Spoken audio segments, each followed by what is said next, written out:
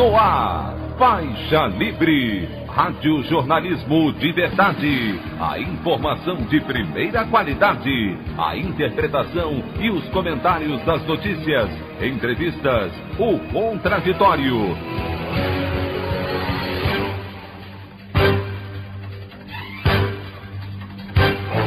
Tudo para aproximar você cada vez mais da realidade do Brasil e do mundo. Apresentação: Anderson Gomes. Inovação diversionista. Presidente Jair Bolsonaro tenta tirar foco de crimes atribuídos a ele pela CPI da pandemia e anuncia programa Auxílio Brasil com piso de R$ 400.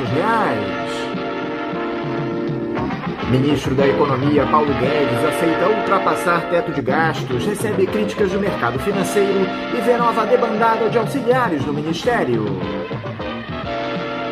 Comissão Especial da Câmara aprova a PEC dos precatórios com alteração no cálculo de correção do teto de gastos.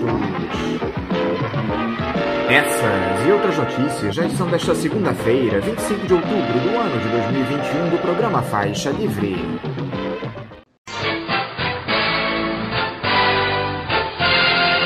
O comentário de Anderson Gomes.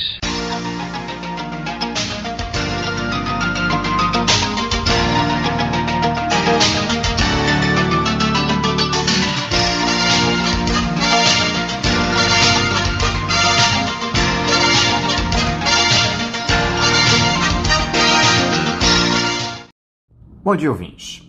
Em mais uma daquelas suas iniciativas diversionistas, tentando mudar o foco do relatório final da CPI da pandemia, onde ele é protagonista pelos inúmeros crimes imputados no enfrentamento à Covid-19, o presidente Jair Bolsonaro tratou de anunciar o piso do programa Auxílio Brasil, que vai substituir o Bolsa Família em R$ 400, quase que obrigando o ministro da Economia, Paulo Guedes, a assumir o furo ao teto de gastos, algo que, como era de se esperar, provocou um rebuliço no tal do mercado financeiro e na mídia dominante.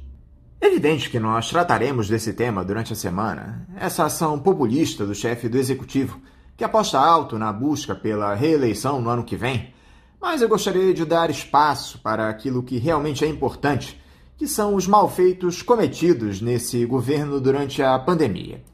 O relatório final da Comissão Parlamentar de Inquérito do Senado deverá ser votado amanhã, e sobre isso, a jornalista Cristina Serra escreveu mais um ótimo artigo para sua coluna no jornal Folha de São Paulo, no último sábado, que tem o título Uma CPI para a História. Diz a Cristina: as descobertas da CPI da pandemia no Senado trazem fortes elementos a indicar a duração do bolsonarismo entre nós. Que outro presidente foi acusado de crimes contra a humanidade no exercício do cargo, sem estar em guerra com outros países ou em guerra civil, e ainda assim permaneceu no poder e com base social de apoio significativo, como mostram as pesquisas?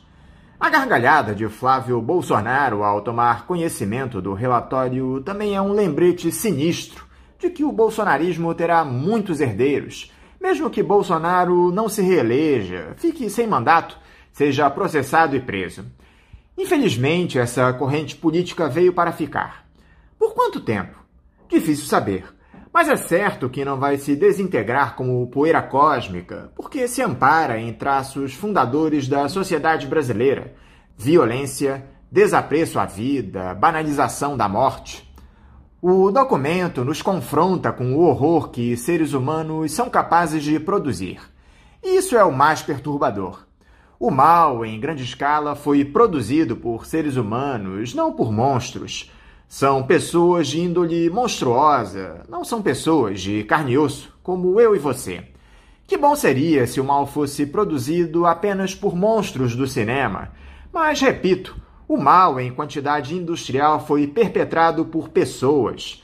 O presidente do país, ministros, autoridades, políticos, servidores públicos, sabujos e capachos em geral, empresários, médicos, além de terem contribuído para a mortandade, zombam dela. Zombaram no começo da, abre aspas, gripezinha, fecha aspas. Zombaram da asfixia em massa. Zombaram de um suicídio, zombarão sempre, porque é da sua natureza fazer e propagar o mal. O relatório da CPI vai estarrecer historiadores e as gerações futuras. Eles irão se perguntar: como o Brasil elegeu Bolsonaro? A pergunta mais difícil e incômoda de responder, porém, será: como os brasileiros o mantiveram no poder, mesmo depois de tudo o que fez ou deixou de fazer? Carregaremos esse horror para o resto das nossas vidas. A opinião do Faixa Livre. Bandeirantes AM, agora é 860. Sintonize no seu rádio.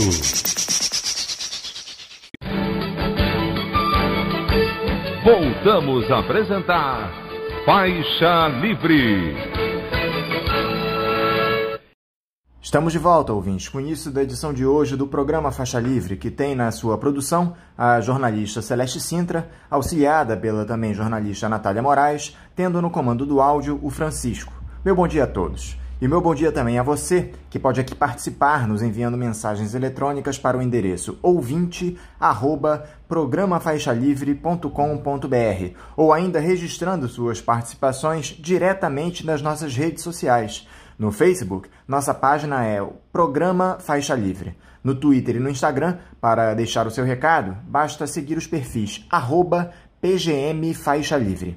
Lembrando que as participações por telefone estão inviabilizadas, pois durante o período da pandemia do novo coronavírus, nosso programa está sendo gravado no dia anterior à sua veiculação. Pedimos desculpas aos nossos ouvintes que costumam interagir conosco desta forma, mas foi a maneira encontrada pela equipe do Faixa Livre para mantê-los informados sobre o que acontece no país e no mundo com essa nossa visão crítica e, ao mesmo tempo, preservando a saúde dos profissionais que levam o programa ao ar. O Faixa Livre pode ser acompanhado também pelo nosso aplicativo para celulares com sistema operacional Android. O nome do aplicativo é Programa Faixa Livre. Os ouvintes também têm acesso à transmissão pelo nosso site, o www.programafaixalivre.com.br, ou pela página da Associação de Engenheiros da Petrobras, a AEPET, uma das nossas entidades patrocinadoras, no www.aepet.org.br. Para quem perdeu alguma das edições ou quer ouvir novamente o Faixa Livre, os áudios das entrevistas e editoriais estão disponíveis no nosso podcast, nos aplicativos Spotify, Deezer e Castbox. E dando início às nossas entrevistas, eu cumprimento o professor titular de História Contemporânea da Universidade Federal do Rio de Janeiro, a UFRJ, Francisco Carlos Teixeira. Francisco Carlos, bom dia.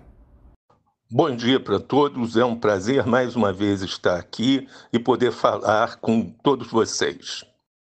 Francisco, muito obrigado por você novamente conversar aqui conosco no Faixa Livre.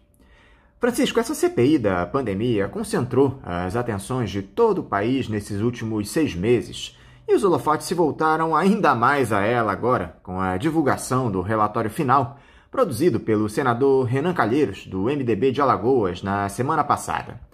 O documento deverá ser votado amanhã pelos parlamentares. Foram pedidos os indiciamentos de 66 pessoas até aqui, entre agentes públicos e privados e 2 empresas, pelos supostos crimes cometidos durante essa crise da Covid-19. Antes de nós nos aprofundarmos nesse tema, Francisco, eu queria saber o que você achou do resultado produzido pelas investigações da Comissão Parlamentar de Inquérito do Senado em relação à pandemia. Antes de falarmos sobre os resultados propriamente ditos, eu acho que a própria existência da CPI foi o grande fato político. Durante esses pouco mais de 180 dias, a CPI teve alguns momentos de fato político irreversível.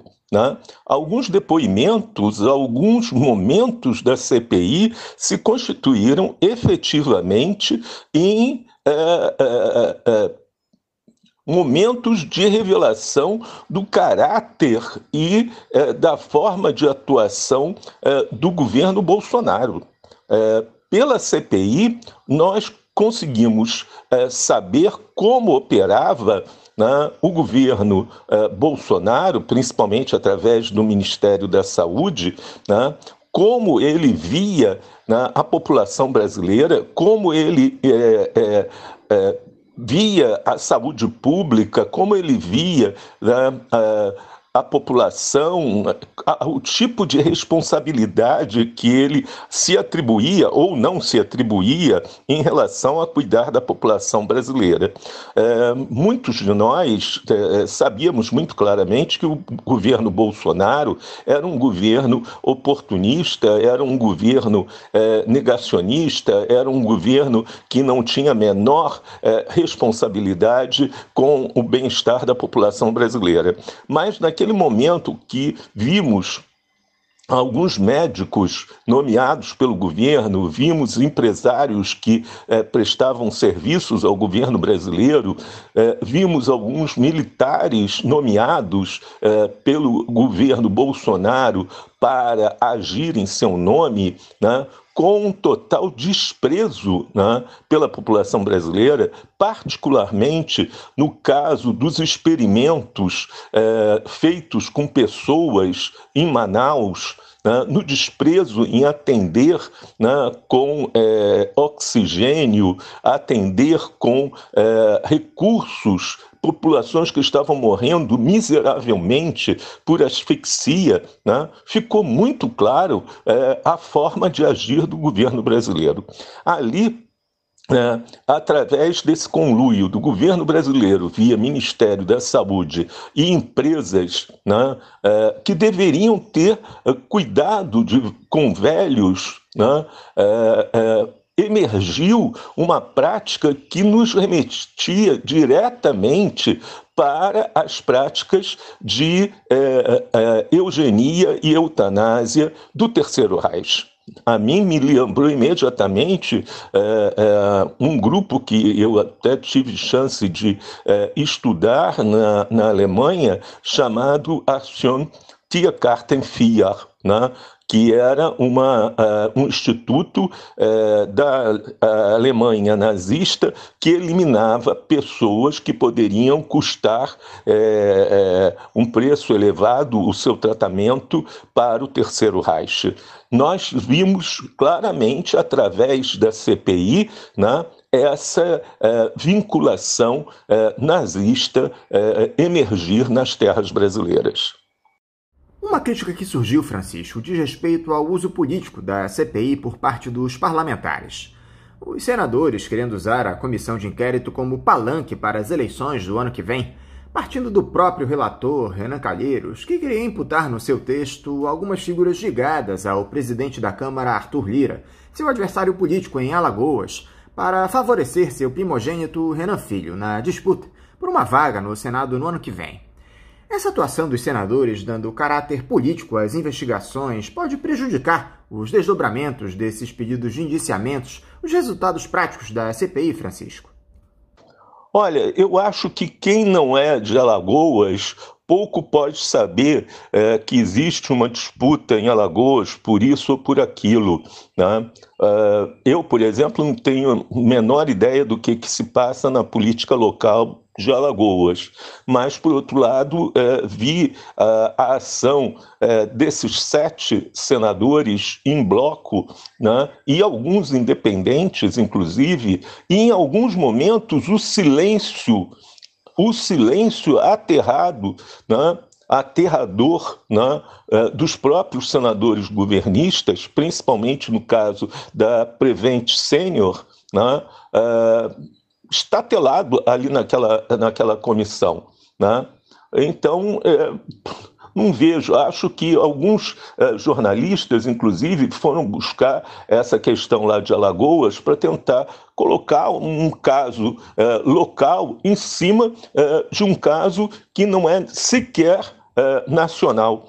Eu vi dias seguidos, inclusive essa sexta-feira passada, no El País, no Washington Post, né, no New York Times, no Le Monde, né, as notícias disso. E nenhum desses jornais comentava a política de Alagoas, por exemplo, né? Eu acho que existe um caso fantástico de crimes contra a humanidade, né? e nenhum deles fala sobre a política de Alagoas. É crime contra a humanidade, é uma coisa muito maior, muito maior. Não adianta tentar, né, passar na máquina de moer mandioca para tentar descaracterizar esse terrível crime, e repito, crime contra a humanidade.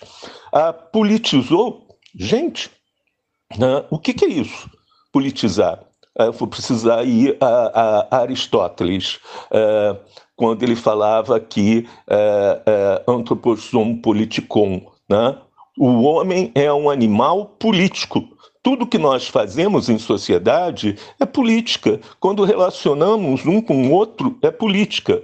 Zoon politikon, animal político, dizia Aristóteles. O homem é um animal político. Nossas relações uns com os outros são políticas, se dão na cidade. Polis, cidade no sentido a república. Polis, né? Polis, política. Todas as relações na polis são políticas. As relações, né, que ocorrem dentro do Congresso Nacional são o quê? Festinhas de criança no playground. Ora, bolas. Né? Tudo que acontece, né, entre nós, né, entre cidadãos, são relações políticas. Imagine, dentro do Congresso Nacional são o quê? São festinhas de playground tratando sobre crimes da humanidade. Olha, isso realmente não tem pé nem cabeça e, mais uma vez, é uma tentativa de desqualificar a CPI. Com relação justamente a esses desdobramentos, Francisco, o que esperar dessas imputações feitas ao presidente Jair Bolsonaro, que são 9 no total? 2 dos principais aliados do ex-capitão serão responsáveis por analisar esses pedidos de indiciamento dele, no caso, o Procurador-Geral da República, Augusto Aras, e o presidente da Câmara, Arthur Lira. A grande imprensa tem dito que os senadores estão chantageando Aras, que, caso ele não aceite levar à frente esses processos contra o chefe do Executivo, os parlamentares colocariam em discussão o impeachment do próprio Aras. Já o Lira segue navegando nesse mar de calmaria produzido pelo apoio do Centrão ao bolsonarismo. O que é que nós podemos esperar da sequência desses processos, Francisco? Mais uma vez, eu creio que nós temos um problema aí, inclusive com o uso da língua portuguesa. Desde a criação da nova República, com a Constituição de 1988, nós temos nos Procuradores Gerais da República, né, a tradição de engavetadores gerais da República. Em vez de dar curso, que é a função deles, né, as demandas sobre a atuação dos nossos governantes, eles engavetam. Né? Assisti, inclusive, uma vez, né, a um jornalista britânico, né, questionando profundamente o procurador-geral, na época de Fernando Henrique Cardoso, falando na cara dele: o senhor é conhecido por nós todos como um engavetador-geral da República. Né? Ele absolutamente sem graça nesse sentido. Né? Se o Aras, né, tentar fingir que não existe, né, uma política oficial do governo Bolsonaro para matar pessoas e que há uma grave acusação de crimes contra a humanidade, não se estará chantageando o Aras, né?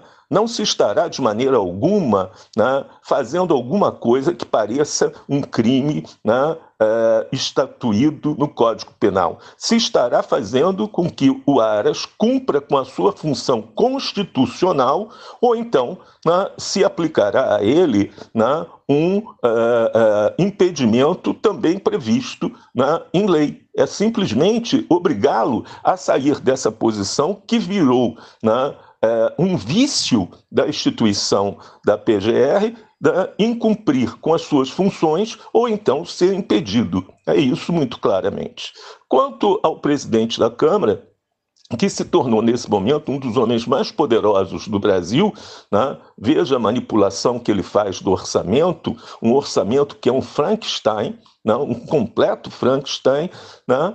Com pessoas que retornam à fome e ele negociando um auxílio emergencial a partir de descumprimento dos precatórios, a partir do furo do teto, um teto absurdo, né, que foi votado no governo Temer, né, mas com verbas secretas para os deputados, algo em torno, são secretas, mas algo em torno de pelo menos 36 bilhões que estão na mão dele, que são dirigidas por ele, né? Então, tudo isso é muito complicado, né, de se ver. Se esses senhores fingirem que não houve CPI, se fingirem que não houve Covid no Brasil, se fingirem que não houve, né, a tragédia de Manaus, que não houve Prevent Senior, né, que não existiram cobaias humanas no Brasil, né, sem dúvida nenhuma, eles vão acabar entrando também,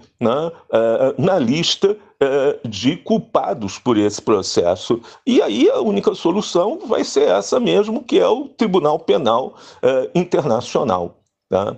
A situação no Tribunal Penal Internacional vai ser gravíssima para esses senhores. Eles não serão os primeiros. Vários chefes, líderes internacionais já foram acusados. Um ponto importante dessas investigações da CPI, Francisco, se deu em relação aos militares que fazem ou fizeram parte desse governo. Dentre eles, nós podemos destacar o atual ministro da Defesa, general Braga Neto, na época em que ele ocupava a chefia da Casa Civil, tendo sido imputado por epidemia com resultado morte. Além disso, o ex-ministro da Saúde, general Eduardo Pazuello, foi citado no relatório por 5 eventuais crimes, além daquele imputado ao Braga Neto, e estão na lista emprego irregular de verba pública, prevaricação, comunicação falsa de crime e crime contra a humanidade. Outros militares, como os coronéis Elcio Franco e Marcelo Blanco, também figuram no texto final da CPI. Como é que esse pedido de indiciamentos, Francisco, de gente do alto escalão pelo cometimento de crimes durante a pandemia, podem afetar as Forças Armadas? Que consequências isso pode trazer? Um longo artigo para a Folha de São Paulo, publicado num domingo, eu já coloquei claramente isso. Está no momento da nova república, né, atravessar o Rubicão, né, atravessar essa linha, né, limítrofe que foi estabelecida para a nova república lá no período de transição. A transição da ditadura para a democracia no Brasil não foi realizada plenamente. Se criaram linhas vermelhas, começando pelo decreto da anistia de 1979, que anistiou as vítimas, né, e os algozes, né, ela não foi completa. Essa transição não foi completa. Né? Se permitiu, né, que aqueles que violaram as leis da República decaída, a Quarta República de 1946 a 1964, ficassem impunes, não fossem a julgamento. Muitos dizem, mas aqueles que também cometeram crimes durante 1964 e 1985 não foram julgados. Foram sim, todos eles, todos que tomaram armas, todos que se revoltaram contra a ditadura militar, todos eles foram julgados inclusive na justiça militar, né? Em presença e em ausência, e vários cumpriram penas, né? E outros desapareceram, foram mortos, né? Mais de 400. Né? Então, um lado foi julgado, foi preso, foi condenado, desapareceram, foram mortos. E o lado que violou as leis da República, né, da Quarta República, em 1964, recebeu anistia em 1979. Essa transição ela foi incompleta. Foi incompleta no sentido de que não se puniu, né, quem derrubou uma república constitucional e democrática em 1964. Né? Isso é grave. E isso permite que pessoas, né, continuem dizendo, primeiro, que não houve ditadura em 1964. Depois, que não houve torturas. depois que não houve desaparecimentos. E, por fim, em deboche, ainda se viram para pessoas, como o atual presidente da Ordem dos Advogados do Brasil, diz: eu sei como seu pai desapareceu e sei onde que está o corpo dele. Esse tipo de deboche, feito, por exemplo, pelo presidente Bolsonaro, deveria ser claramente punido. A Espanha, por exemplo, a Espanha democrática, criou uma lei de memória nacional que pune severamente as pessoas que afirmam que não existiu a ditadura de Francisco Franco ou que elogiam a tortura e a supressão das liberdades democráticas na Espanha. Então, na verdade,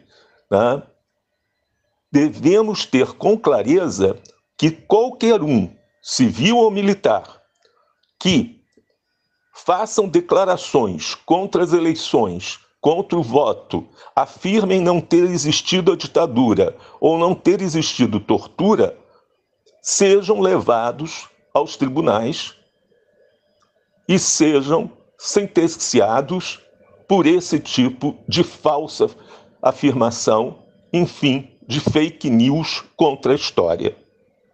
Diante de todo esse quadro provocado pela CPI, Francisco, Jair Bolsonaro tem tentado reagir com medidas eleitoreiras visando aumentar sua popularidade, que anda em queda livre nos últimos meses. Ele já pediu para a turma do Paulo Guedes se virar que ele quer o programa Auxílio Brasil, substituto do Bolsa Família, com valor mínimo de R$ 400 por família, mais que o dobro do que paga o atual, implantado pelos governos do PT. Ou seja, o ex-capitão quer colocar sua digital no assistencialismo para colher dividendos políticos no ano que vem. Até os caminhoneiros ele prometeu ajudar por conta da alta vertiginosa dos combustíveis. Como não poderia deixar de ser, o tal do mercado e a mídia dominante caíram de pau no Bolsonaro. Condenaram essa ameaça à quebra do teto de gastos, esse absurdo adotado durante a gestão do Michel Temer, e houve uma debandada na equipe econômica do governo. O ex-capitão vai adotando aquele receituário comum aos políticos populistas em véspera de ano eleitoral, ainda que essa ampliação do Auxílio Brasil seja absolutamente necessária. É interessante notar uma coisa que vem ocorrendo cada vez mais em inúmeros governos, não só no Brasil, mas em outros países, que é um avanço de áreas do capital sobre a administração pública, definindo áreas inteiras, como, por exemplo, moeda, formulação de política econômica, áreas de empresas públicas, áreas de desenvolvimento econômico, como não sendo áreas que possam ser formuladas a partir do poder político que se constitui a partir do voto popular que é vencedor numa eleição. Vamos tornar claro, esses setores econômicos acham, por exemplo, que definir parâmetros de inflação, valor de moeda, desenvolvimento econômico, são assuntos muito complexos, são assuntos técnicos e que a população não entende disso. E que, portanto, a formação de um governo a partir de uma vitória eleitoral nas urnas não deve alterar esses temas. Esses temas devem ficar fora da disputa eleitoral porque seriam, aspas, políticos. E sua complexidade técnica não deveria entrar em jogo na política. Assim sendo, eles vão se tornando cada vez mais autônomos. Autonomia do Banco Central, autonomia dos setores que definem juros, a autonomia dos setores que definem o valor da moeda, a autonomia dos setores que vão definir auxílios, tudo nesse sentido. Ou seja, um partido político ganha uma eleição, né? Mas ele não pode mexer em nada da economia, ele não pode fazer uma planificação econômica, um planejamento econômico, ele não pode colocar seu programa econômico em prática, porque isso seria populismo. Ele tem que aceitar o que as elites econômicas, né, que são vindas principalmente dos bancos e dos fundos financeiros, que eles sim entendem o que é política, definem como sendo técnico. Então você vai ver, né, que os diretores do Banco Central são vindos dos bancos particulares. Quando saem do Banco Central, voltam aos bancos particulares, né? Vários setores importantes das agências reguladoras vêm dos fundos, né, de investimento, passam pelo Banco Central, voltam para os bancos particulares. Então se forma uma ciranda, né, e esses são os técnicos, que nada teriam a ver com política, mas colocam em prática uma política altamente restritiva que favorece enormemente os juros. Esse é o exemplo do próprio Paulo Guedes, que tem milhões e milhões, né, em dólares num paraíso fiscal no exterior, manipula os juros e vai ficando cada vez mais rico. Mas isso não é assunto para o povo, nem para partidos políticos que não vão entender, né, o aspecto técnico da política dele. Assim, né, com esses argumentos falaciosos, né, ele consegue impor uma política e afastar o povo, né, de uma participação ativa na vida do país. Como nós já dizíamos, Francisco, os cenários econômico e social do país são dos piores. Temos esse quadro inflacionário que se agrava a cada mês, o desemprego que permanece em patamares altíssimos, ainda que com o recrudescimento da pandemia, pessoas disputando restos de comida com os porcos no lixo, e só se discute teto de gastos, Francisco. Será que a cegueira dessas nossas elites é tamanha que eles não percebem que quanto mais gente consumindo, mais dinheiro circula, mais pode-se produzir riqueza? Por que até hoje, Francisco, o discurso desses ultraliberais permanece inalterado?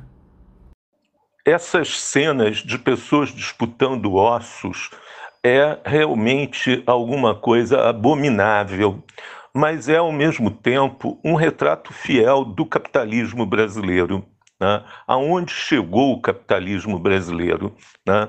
Nós temos isso como a síntese de como se desenvolveu o capitalismo no Brasil. Ao contrário de países como os Estados Unidos, ou boa parte dos Estados Unidos, mas principalmente da Europa, onde o capitalismo se desenvolveu sob a forma de um estado do bem-estar social. Não quer dizer que não exista pobreza. Eu morei na Europa um bom tempo, eu vi pessoas que são pobres, mas que têm um apoio do Estado, recebem algum auxílio do Estado, né? Tem uma rede de saúde que protege, né? Tem amparo, tem casas que recebem jovens, né? Tem um sistema de saúde que, de qualquer forma, serve como anteparo social. No Brasil, isso, sob o governo Bolsonaro, se tornou, né, a selvageria, a pura selvageria, né? Essas pessoas, né, no começo do século que vivemos, né, principalmente, e eu não tenho nenhuma envergonhamento ou qualquer razão para esconder isso, particularmente com a imensa rede, né, de anteparos sociais criados pelo governo Lula e Dilma, né, as pessoas ascenderam, né, e puderam, não foi só viajar de avião e invadir os aeroportos, causando estupor das classes médias bem estabelecidas. Foi ter acesso à alimentação, foi ter acesso à escola, foi ter acesso, né, à saúde, né? Foi isso que aconteceu, né? Eu fiz a minha tese de mestrado há muito tempo atrás, numa área do sertão do São Francisco, né? uma micro-região chamada Porto da Folha, lá no alto da curva do São Francisco. Né? Miséria, muita miséria, seca, né?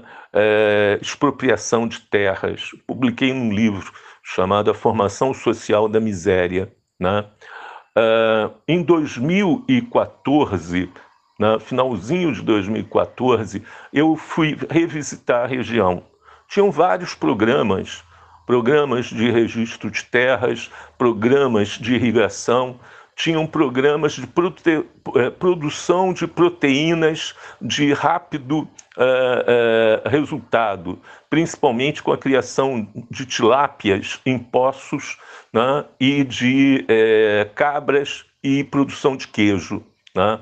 Ao mesmo tempo, tinham postos de saúde. Foi um grande espanto ver jovens, né, meninas e meninos, né, com todos os dentes.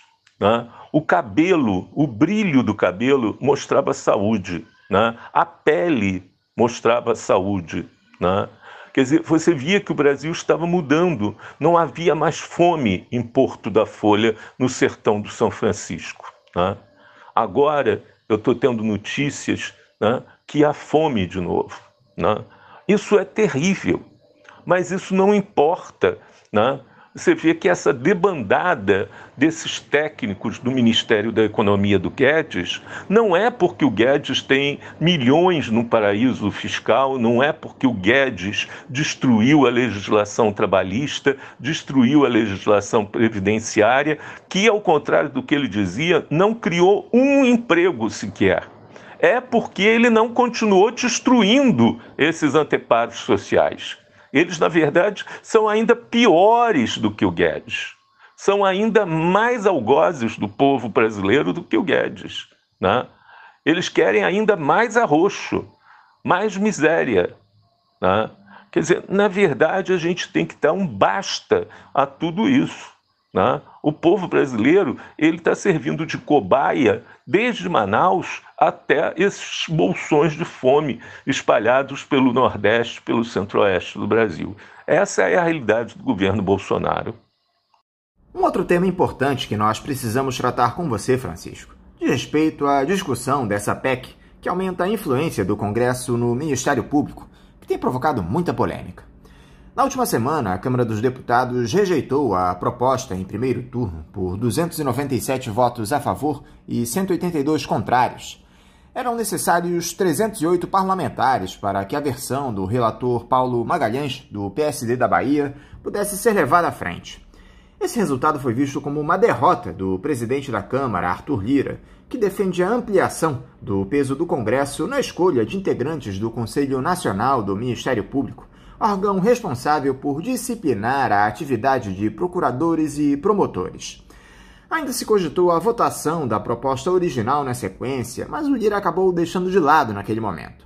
No entanto, o parlamentar não desistiu do tema e disse que, abre aspas, o jogo só termina quando acaba, fecha aspas.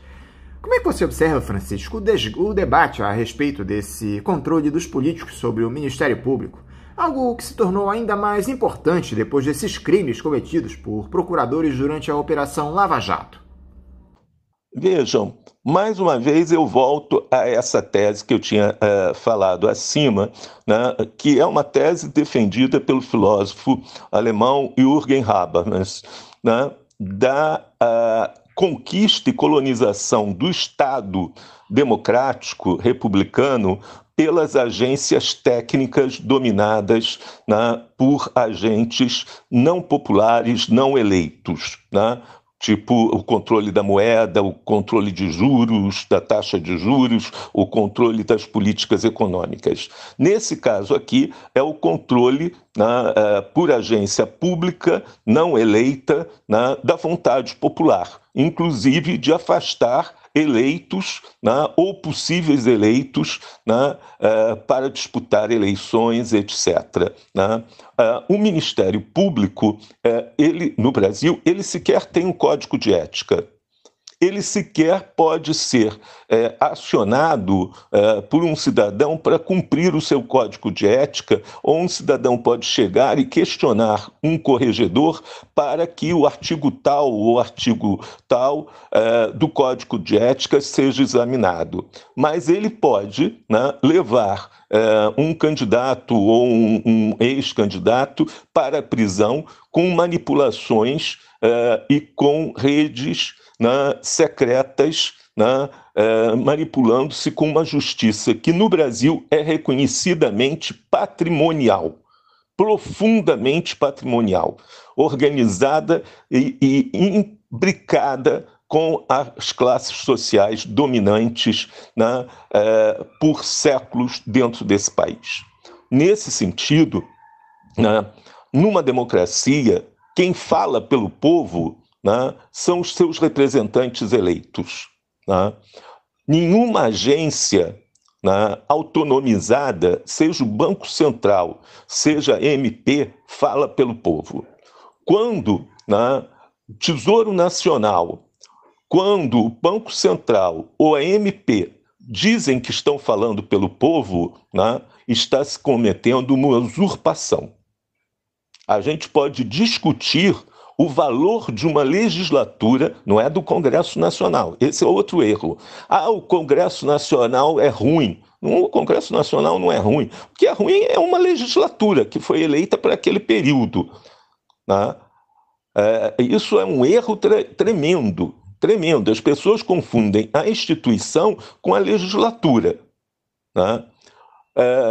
Quem representa o povo, né, é o Congresso Nacional. O Tesouro não representa o Congresso Nacional. Não representa o povo, perdão. Né? O Tesouro, né, ou o Banco Central, ou o MP, não representa.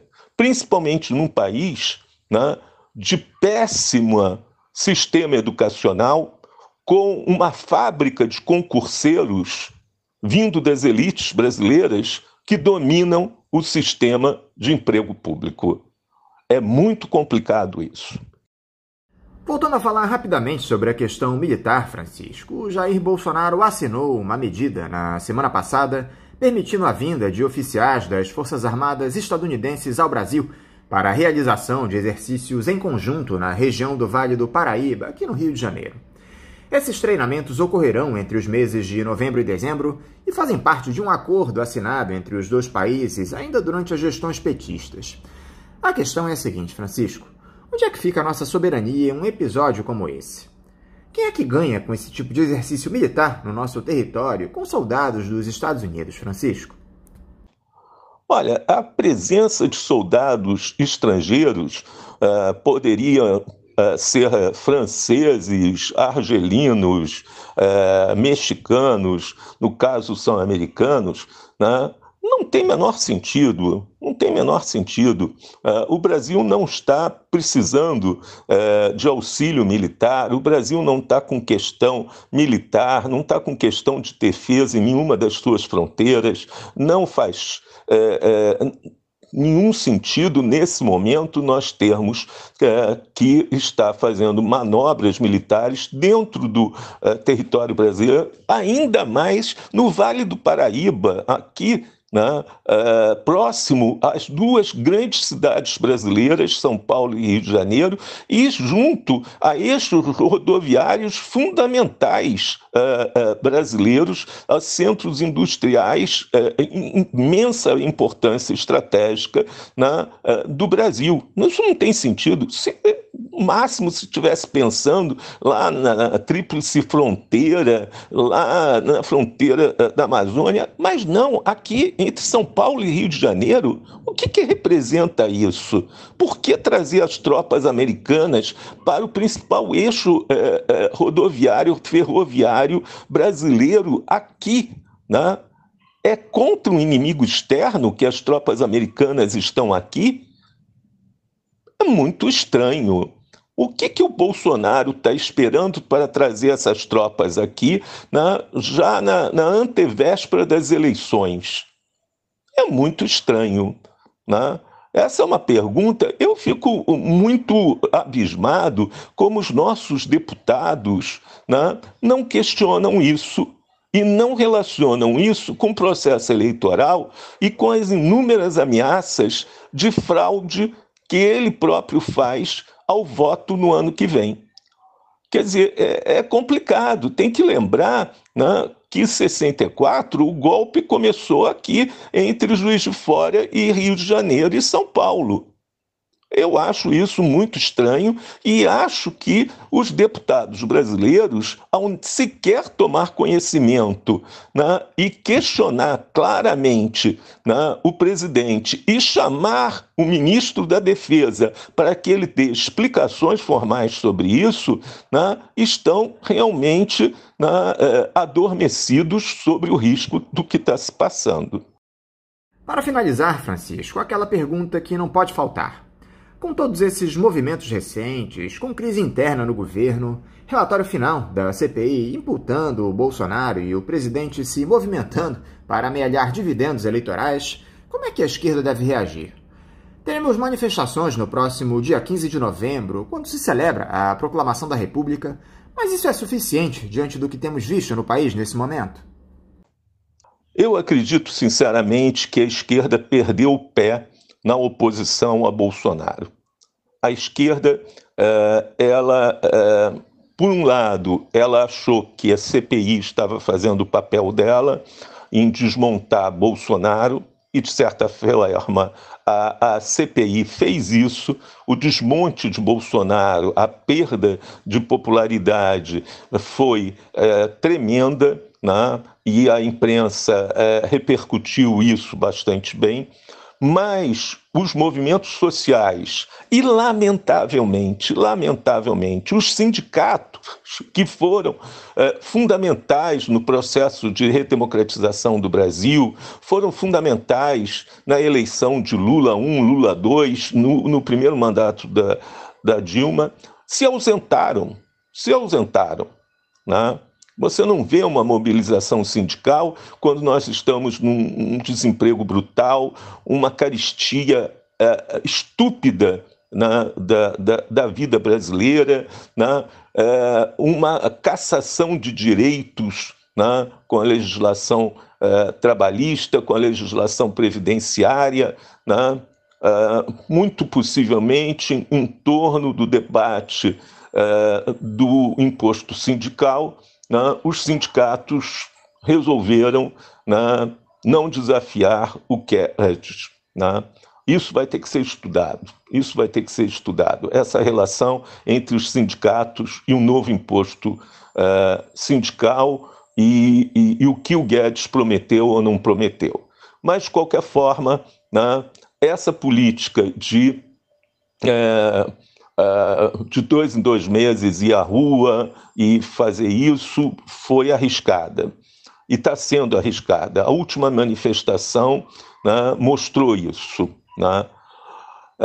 A ideia também de que um Bolsonaro fraco, né, perdendo matéria, perdendo energia, né, indo para uma eleição com Lula, sem ter terceira via.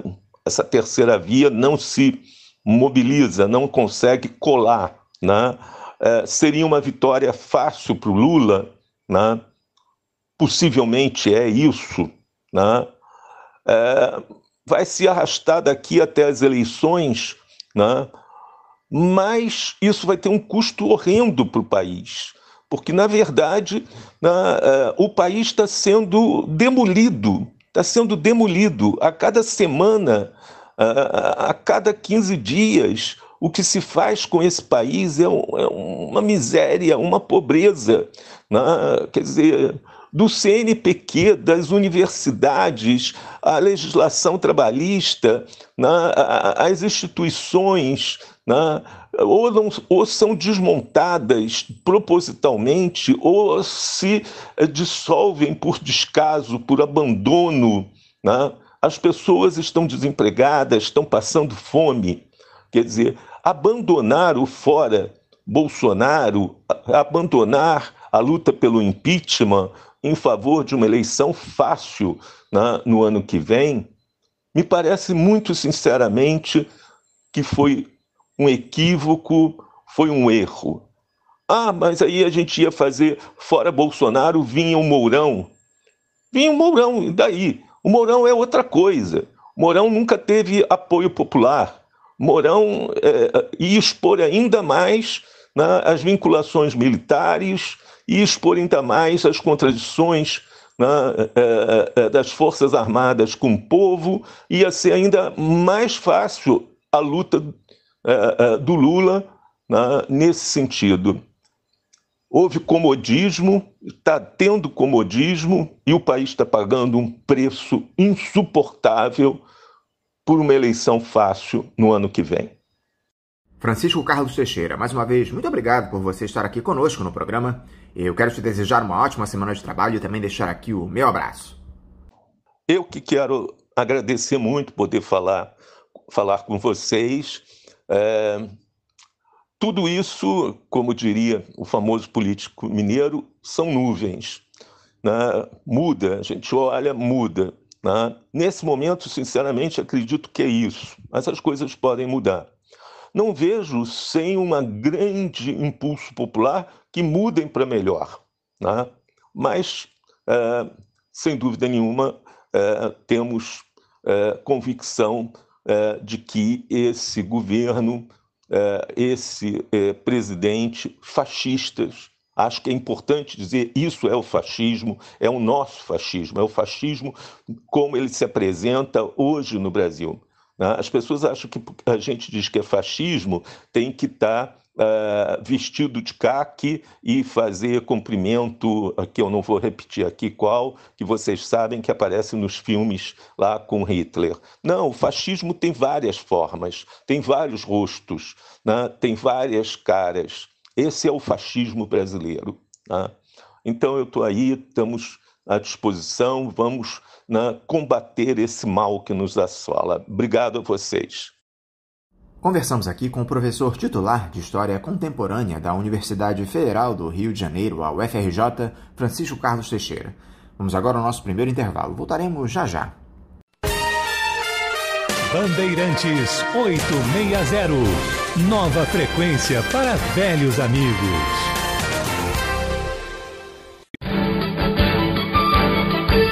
Voltamos a apresentar Faixa Livre. Estamos de volta, ouvintes. Nesse segundo bloco do programa, nós tínhamos agendado uma entrevista com o senador Randolfo Rodrigues, da Rede do Amapá, vice-presidente da CPI da pandemia, a respeito da votação do relatório final, que deve ser realizada amanhã. Mas, infelizmente, o senador que tinha prometido nos conceder essa entrevista não nos respondeu. Então, por conta disso, nós vamos repetir nesse bloco a entrevista que foi ao ar na última sexta-feira com o médico sanitarista e diretor da Federação Nacional dos Médicos, Alexandre Romano. Nós pedimos desculpas mais uma vez a vocês, ouvintes, mas infelizmente, como nós já dissemos, só que algumas vezes isso é algo que foge ao nosso controle. Então fiquem agora com a entrevista do médico sanitarista e diretor da Federação Nacional dos Médicos, Alexandre Romano. Alexandre Romano, bom dia. Bom dia, ouvintes do Faixa Livre. É um prazer estar aqui mais uma vez para debater os rumos dessa pandemia. Alexandre, muito obrigado por você dialogar conosco novamente aqui no Faixa Livre. Alexandre, eu acho que o tema mais importante do país no ano é essa CPI da pandemia, que teve a entrega do seu relatório final na última quarta-feira pelo senador Renan Calheiros, do MDB de Alagoas. O parlamentar sugeriu o indiciamento de 66 pessoas por eventuais crimes cometidos no enfrentamento da Covid-19 no Brasil, entre eles o presidente Jair Bolsonaro, que teria cometido 10 supostos crimes, como epidemia com resultado morte, prevaricação e crimes contra a humanidade nas modalidades extermínio, perseguição e outros atos desumanos. É a primeira vez na história em que um presidente da República tem tantos pedidos de indiciamento por uma CPI. Duas empresas também foram acusadas pela Comissão Parlamentar de Inquérito do Senado pela sua atuação na intermediação da compra de vacinas. O relatório é bastante robusto, Alexandre, tem 1.180 páginas e traz uma série de provas que incriminam diferentes agentes públicos e privados por essas mais de 600 mil mortes na pandemia. Pelo que você tomou conhecimento do texto até aqui, Alexandre, o que você achou do resultado desse trabalho produzido ao longo de praticamente 6 meses pela CPI? E atendeu às suas expectativas? Olha, nenhuma CPI ela pode atender todas as expectativas que nós temos, principalmente uma CPI que ocorre no momento que ela ocorreu, num governo de extrema-direita, num Congresso conservador e numa situação de caos econômico e político que nós estamos vivendo no Brasil. Então, ela superou, inclusive, as minhas expectativas. Primeiro, superou do ponto de vista dela ter sido instalada. O fato dela ter sido instalada por ordem do Supremo Tribunal Federal já mostra que a batalha que foi o dia a dia para essa CPI existir e produzir o relatório que ela conseguiu fazer, né? Então, concretamente, nós passamos durante esses 6 meses perplexos em casa, vendo os depoimentos. Nós, médicos, por exemplo, o que nós vimos nessa CPI é inimaginável pensar em épocas do brilhante Sérgio Arouca, que criou o SUS, né, se nós ouviríamos naquela época tais coisas numa CPI. Né? Foi estarrecedor. Concretamente, a condução dessa pandemia pelo governo foi um desastre monumental.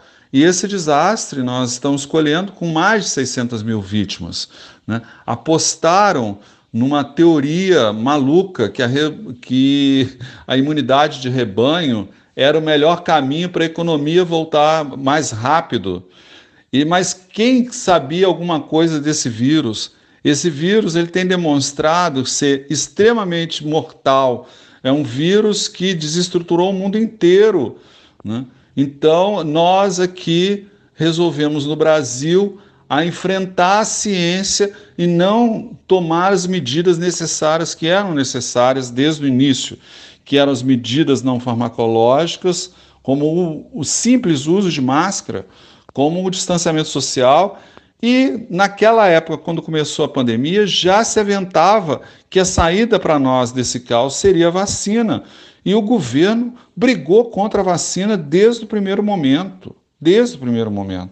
Então, a gente tem que avaliar claramente que a situação que essa CPI começou e para onde ela chegou. Nós chegamos com mais de 600 mil mortos e ela conseguiu demonstrar de quem é a culpa.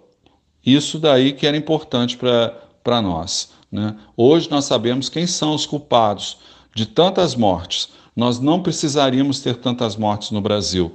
Nós tínhamos todos os mecanismos dados pela ciência para evitar isso. Infelizmente, a gente chegou num resultado catastrófico como esse. Então, ela, no meu entender, ela atendeu muito à expectativa do povo brasileiro. Resta agora aos órgãos que estão os processos a andar com esses processos, mas nós sabemos que esses processos só irão andar a partir do momento que o povo exigir. E eu tenho certeza que isso não ficará em branco. Com certeza não ficará em branco mesmo. E o que teria faltado, Alexandre, na sua opinião, nesse documento extenso produzido pela Comissão Parlamentar de Inquérito do Senado?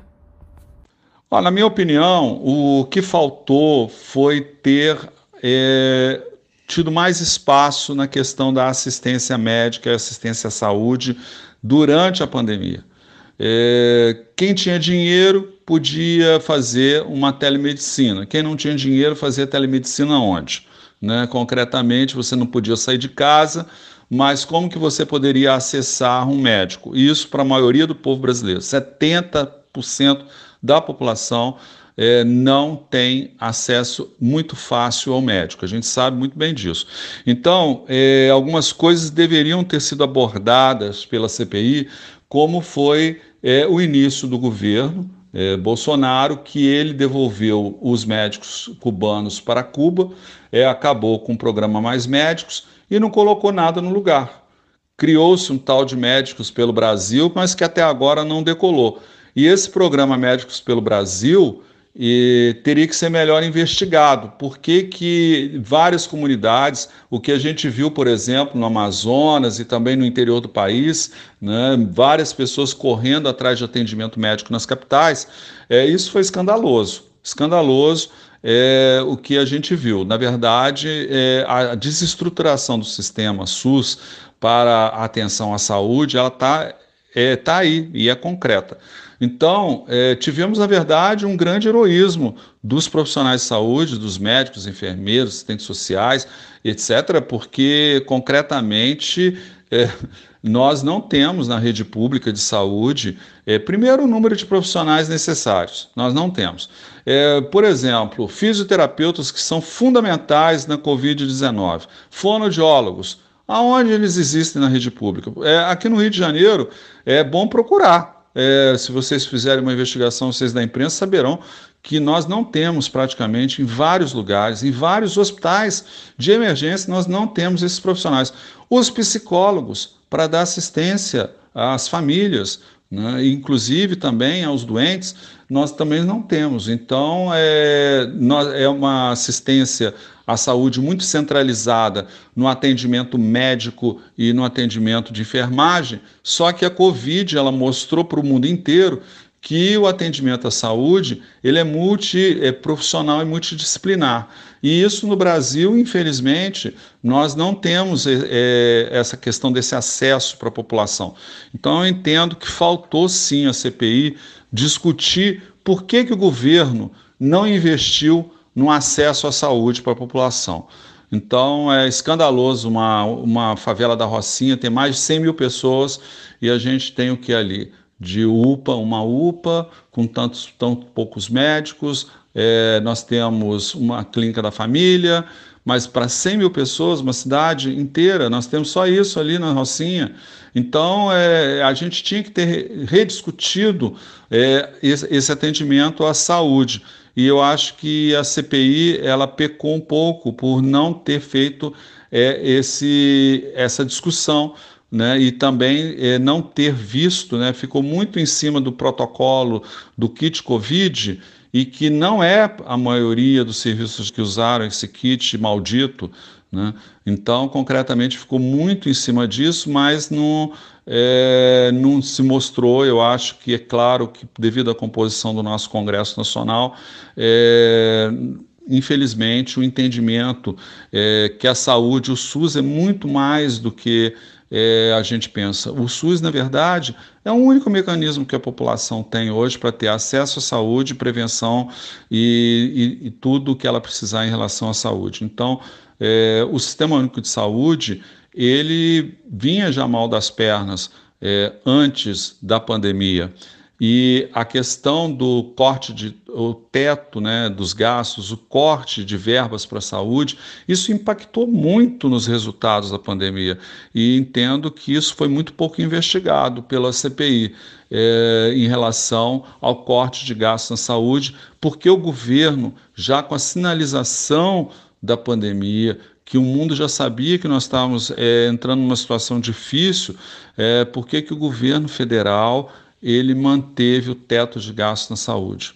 Isso daí teria que ser discutido, mas a gente sabe que devido ao Congresso Nacional, a gente não ter governabilidade no Congresso Nacional para essa discussão, porque a maioria é a favor desse teto de gastos, a maioria tem votado por corte nas áreas sociais, um corte a cada vez maior no orçamento. Aí está a ciência, por exemplo, agora, no momento de pandemia, se corta na ciência, e até agora o Congresso ele não virou essa página, porque mantém-se a história do teto de gastos, né? Então isso foi votado na época de Temer e se mantém.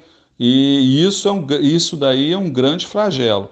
Concretamente, nessa contabilidade de 600 mil mortos, o teto de gastos para a saúde, para a educação, para a ciência, tem um fator muito preponderante. E, claro, o governo, a partir do momento que ele mantém esse teto de gastos e aprofunda ainda mais, Não é demais esquecer que foi cortado verbas para as universidades, logo no início do governo, foi cortado o programa Mais Médicos, que precisaria sim ser aperfeiçoado, mas não cortado e retirado os médicos dali, criaram um tal de Médicos pelo Brasil, que até agora ninguém sabe aonde ele existe, né?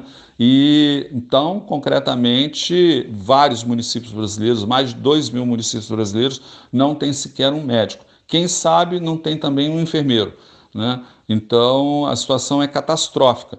Então na epidemia a situação se mostrou absurda, né? Nós temos um exército de sequelados que precisam hoje de atendimentos de outros profissionais, como fisioterapeutas, fonoaudiólogos, psicólogos. E aonde que essas pessoas vão se tratar se eles não estão sendo contratados na rede pública de saúde há muito tempo? Há muito tempo. O que a gente tem desses profissionais, porque só se fala no Brasil, infelizmente, quando se fala em saúde, contratação de médicos e contratação de auxiliares e técnicos de enfermagem com baixíssimos salários, né, com péssimas condições de trabalho. É isso que a gente tem visto. A gente não tem visto equipes multidisciplinares, que são fundamentais no momento que a gente está vivendo. Então, senti falta disso na discussão da CPI. Alexandre, tivemos no relatório pedidos de indiciamento do ministro da Saúde, Marcelo Queiroga, pelos crimes de epidemia com resultado morte e prevaricação, além do ex-titular da pasta, general Eduardo Pazuello, pelos mesmos ilícitos, e também por emprego irregular de verbas públicas, comunicação falsa de crime e crime contra a humanidade.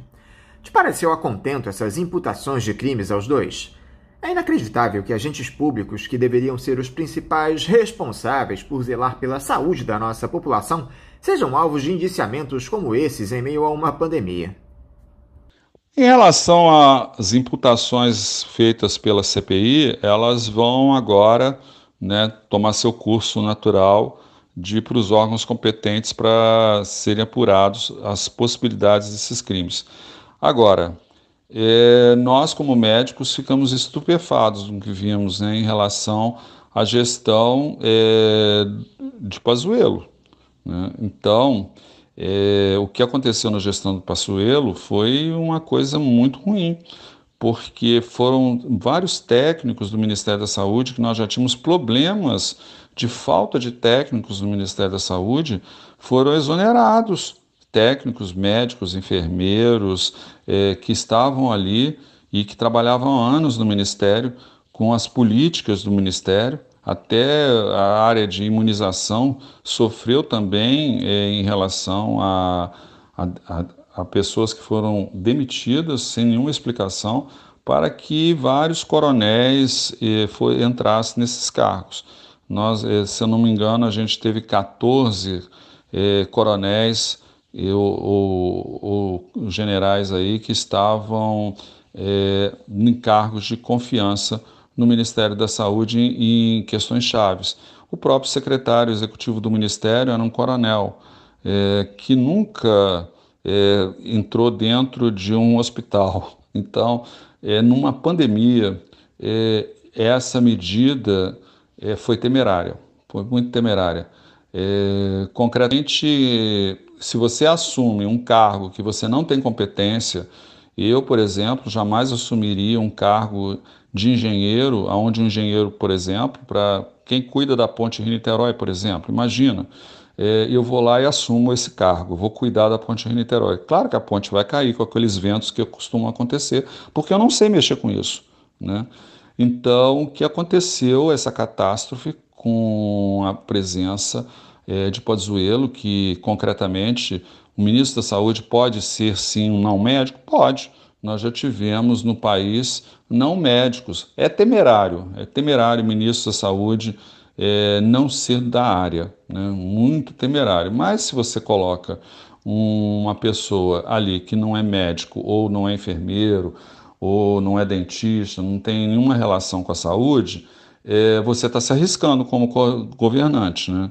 Mas, concretamente, se esse cidadão assume e se cerca de pessoas da área competentes, a gente pode pensar que isso pode acontecer. Agora, no meio de uma pandemia, se o governo colocou um general para combater o vírus, ele se equivocou gravemente, porque numa pandemia ou em qualquer epidemia, o general que tem que entrar é alguém da área de saúde.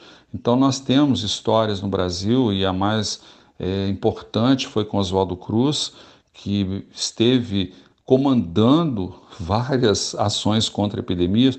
Eu entendo que se o governo tivesse se inspirado no início do século passado, né, nos governantes da época, que não tinham todo o arcabouço que nós temos, ele jamais cometeria esse erro de colocar militares em ações do Ministério da Saúde numa pandemia. E não entendo porque no Exército e na Marinha e na Aeronáutica os cargos na área de saúde são ocupados por pessoas formadas da área de saúde. Eu não entendo como se deixou acontecer isso. Eu não entendo porque esses órgãos não ficaram preocupados com a própria imagem, né? E hoje nós temos aí as Forças Armadas no Brasil sempre tiveram um apoio da população muito grande. É muito chato o que a gente está vendo aí. Nós temos nas Forças Armadas, a área de saúde das Forças Armadas sempre foram consideradas muito boas, né? Então, se quisesse Forças Armadas, que se colocasse um almirante médico ou alguém ligado aos hospitais militares, pelo menos, né, ele saberia do que estaria fazendo, né? Mas foi essa catástrofe aí, quem fez isso vai ter que pagar por isso, né? Os órgãos competentes que vão poder apurar e vão poder claramente fazer o que tem que fazer. O que mais surpreende, Alexandre, é que essas entidades médicas, como o Conselho Federal de Medicina, não só permitiram que chegássemos a esse ponto, como também participaram dessa trajetória genocida. O presidente do CFM, por exemplo, foi imputado no relatório pelo crime de epidemia com resultado morte. Como é que esse tipo de indiciamento afeta a categoria médica, Alexandre? Essa questão nos entristece, porque o Conselho Federal de Medicina, ele foi criado por um médico, o nosso querido Juscelino Kubitschek, e que fez em 1957 essa autarquia para que fosse, né, a lâmpada que vigiasse a ética dos médicos, né, e que também fiscalizasse os serviços de saúde, né, tendo o amparo do Código de Ética Médica. Nós tivemos vários conselheiros federais e regionais de medicina que contribuíram muito com a saúde pública brasileira, né, estão nos anais da nossa saúde pública e, inclusive, participaram da criação e da formatação do Sistema Único de Saúde, fizeram parte de conferências nacionais de saúde e estaduais de saúde. Então, os conselhos tiveram uma importância muito grande. É muito triste ver o que aconteceu agora, né? E por que isso aconteceu? Primeiro, o presidente do Conselho Federal de Medicina, ele não age só, né? Ele responde por uma plenária. E cada estado vota um conselheiro federal e um suplente. E nesta plenária que se decide o que o presidente vai fazer. Então, o presidente em si, ele não faz nada sozinho, né? Então, concretamente, ele tem o respaldo dos conselheiros federais. O que aconteceu nessa gestão é que nós tivemos uma coincidência de eleições. As eleições do Conselho Federal de Medicina e dos conselhos regionais foram muito próximas da eleição presidencial, onde o país estava dividido e os médicos fazem parte da sociedade, né, e se dividiram também, né? A sociedade brasileira se dividiu, né? E nós tivemos o presidente eleito com 57 milhões de votos. E desses 57 milhões de votos, com certeza, muitos votos da categoria médica, né, inclusive desses dirigentes. Agora, nós estamos no movimento médico há tanto tempo, não esperávamos jamais que a questão da ciência fosse questionada pelos colegas, inclusive dirigentes médicos, né? Sempre a ciência foi um baluarte da medicina.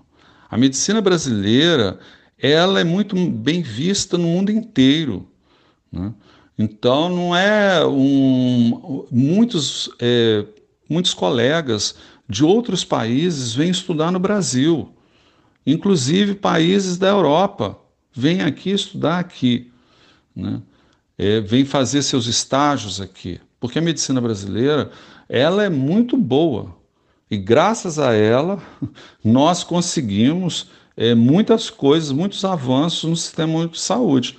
Então, é triste esse indiciamento, é com pesar que a gente vê isso, mas cada um assume o que faz e o que fala, né? A partir do momento que se fez uma resolução, e essa resolução ela foi mantida mesmo depois de saber, porque no início da pandemia ninguém sabia como tratar, quem era o vírus, etc. Ninguém sabia nada do vírus quase. Isso no primeiro momento da pandemia, usar o artifício da autonomia médica para preservar os médicos que, sem saber o que fazer, eles teriam que receitar ou fazer qualquer coisa para salvar um paciente. O princípio da autonomia médica, pensado, tenho certeza, no pleno do Conselho Federal se pensou assim, no início da pandemia, e essa resolução da autonomia vem bem nos primórdios da pandemia, né, a autonomia médica, ela é sim necessária. Agora, o médico não pode usar a autonomia para prescrever o que quer, ele tem que estar embasado na ciência, que é a nossa lâmpada. A nossa luz, concretamente, na medicina, é a ciência. Não tem como a gente passar pelo lado dela, né? A gente tem que se inspirar nela, porque é ela que nos traz as soluções e ela que nos traz os avanços. Vejam só, a vacina está provando para todos, infelizmente ainda a gente tem colegas, inclusive, que fazem propaganda contra a vacina. E que, no meu entender, é um crime fazer propaganda contra a vacina, né? Mas, infelizmente, isso está ocorrendo. Isso está ocorrendo por quê? Porque falta aos órgãos reguladores enquadrar esses colegas. Aí precisa enquadrar sim, porque a ciência é sim o único norte que a medicina tem. Não tem... eu respeito todas as outras soluções que não são científicas, mas dentro do espaço delas, né? Mas as soluções científicas, no caso de uma pandemia, não se vence uma pandemia sem ciência. E aí caberá aos agentes públicos que desrespeitaram essa norma, que se expliquem diante do Judiciário, diante do Ministério Público, né? É com tristeza que a gente vê isso. Você acha que faltou algum tipo de vigilância da própria categoria, Alexandre, para as direções dessas entidades representativas?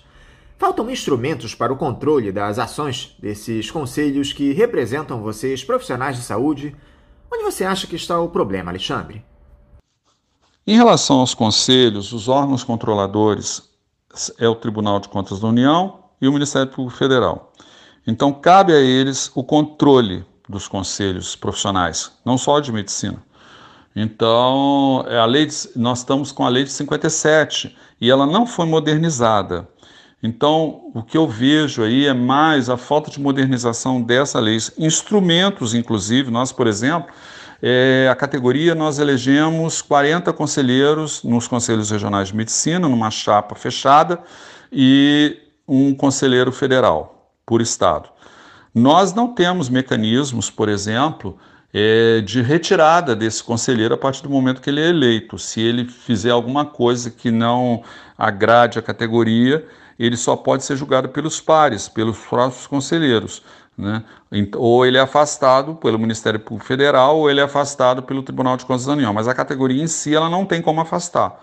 Então, você não tem como afastar um conselheiro, né? E você não tem como afastar nenhum presidente do conselho, porque ele é eleito intra corporis, entre os conselheiros. Então, a lei de 57 precisa ser mudada com urgência.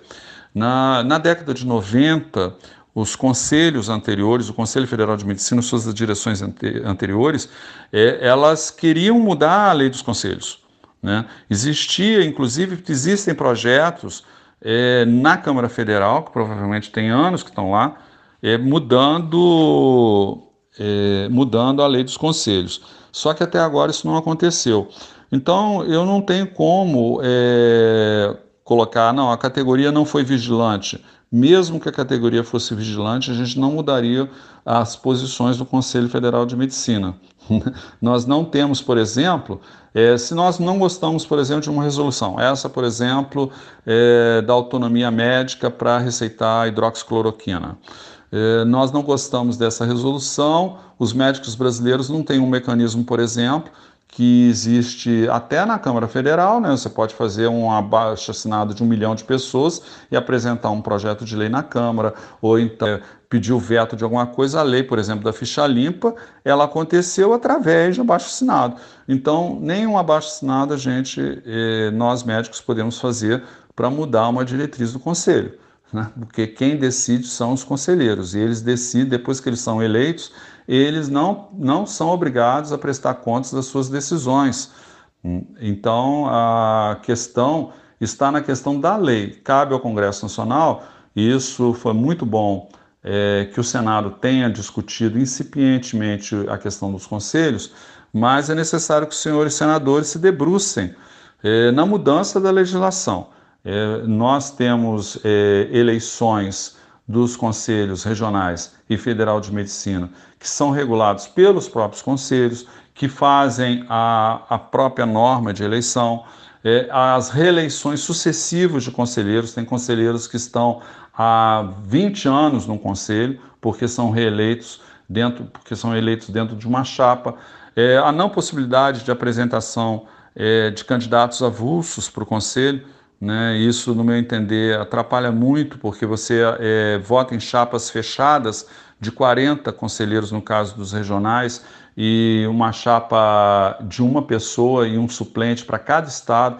Então, imagina, a gente deveria ter, sim, no caso dos regionais, candidaturas avulsas e não de chapas, porque as candidaturas avulsas fazem com que o eleitorado, no caso os médicos, eles conheçam cada um daqueles conselheiros que ele está elegendo. Hoje isso não ocorre. O médico, ele conhece geralmente a liderança da chapa, ele não conhece todos os 40 que ele está elegendo. Então, isso é um problema, isso é um grande problema. No mesmo caso, a eleição do Conselho Federal de Medicina, como é um por estado, né, e não é proporcional a eleição, não é igual, por exemplo, não tem segundo turno, por exemplo.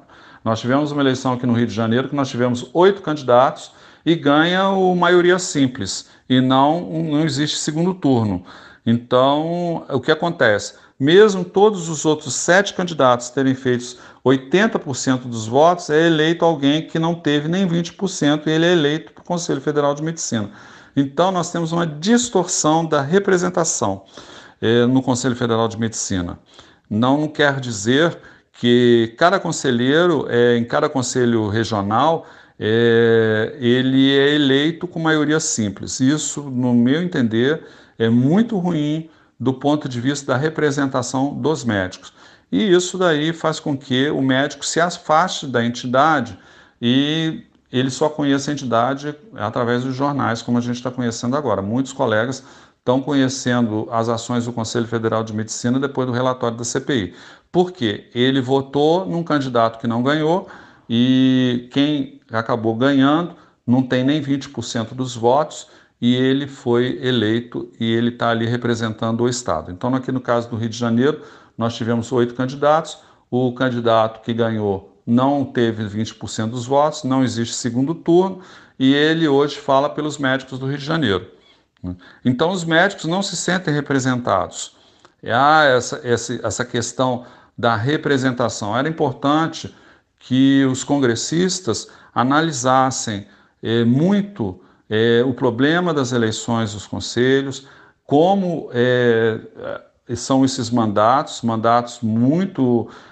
maiores, no caso do Conselho Federal de Medicina, porque um mandato de 5 anos, se de um deputado é de 4, né? No Conselho Federal de Medicina, o representante do Conselho Federal de Medicina não é um senador para 8 anos, né? E mesmo no Senado são 3 por cada estado.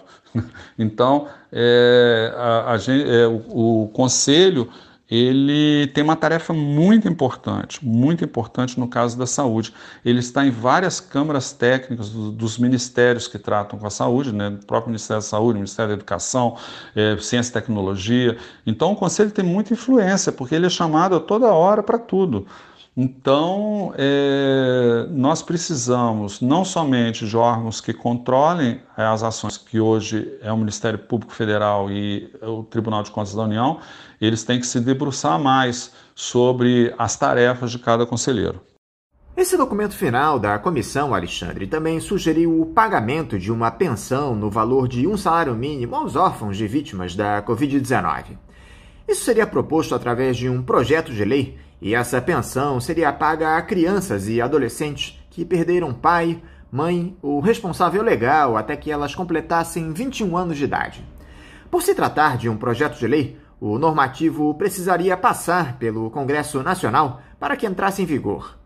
A aprovação é por maioria simples, tanto na Câmara dos Deputados como no Senado Federal. O que você achou dessa sugestão do relator Renan Calheiros, Alexandre? É justo esse oferecimento de uma pensão aos órfãos da Covid, uma vez que o Estado teria negligenciado o combate à pandemia? Que outras medidas poderiam ser propostas na sua avaliação? Essa medida da pensão para os órfãos e todos aqueles que perderam entes queridos, ela é urgente e necessária. E é urgente e necessário também um plano de assistência para os sequelados da Covid. Nos preocupa muito o que está acontecendo no Brasil. Ninguém diz o que vai fazer com esses sequelados, que são milhares de pessoas, que vão estar impactando no Sistema Único de Saúde esses números, e esses números são invisíveis, né, porque não estão sendo vistos, mas concretamente essas pessoas, eu já falei anteriormente, essas pessoas precisam de atendimento multidisciplinar. Nós não sabemos ainda muitas coisas, como essas sequelas da Covid irão se comportar no futuro. Então, diante dessa tragédia humanitária, o Congresso precisa se debruçar mais em medidas do pós-pandemia, né? O que fazer com milhares de órfãos, o que fazer com milhares de famílias que perderam um único sustento, que era o seu pai, sua mãe, seu irmão, e também, não somente a pensão, mas também um plano arrojado de atendimento a essas vítimas, né? São milhares e milhares de pessoas. Nós precisamos fazer alguma coisa e o Congresso tem que se debruçar sobre isso. Que tipo de lição fica, Alexandre, com o término dos trabalhos de investigação dessa CPI da pandemia, não só para a classe política, mas também para vocês médicos que estiveram na linha de frente desse enfrentamento à Covid-19? Olha, o que fica para nós é que temos que sair da perplexidade do tudo que nós vimos na CPI. E tem muitos depoimentos ali que ainda a gente não conseguiu digerir. Como que aquilo aconteceu?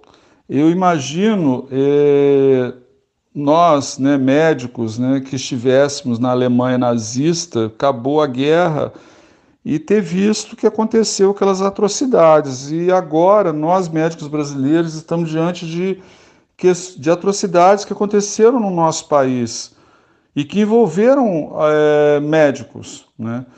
E isso para nós é muito triste. Mas não adianta, nós vamos ter que cortar na nossa carne e nós vamos ter que fazer alguma coisa para mudar esse quadro, com certeza, né? Agora, eu vejo que a Covid, toda a experiência ruim, né, ela tem um lado que é bom, apesar de tudo que aconteceu. Primeiro, o Sistema Único de Saúde, a população, ela conheceu o Sistema Único de Saúde. Ela viu que sem Sistema Único de Saúde, ela não tem como viver no Brasil.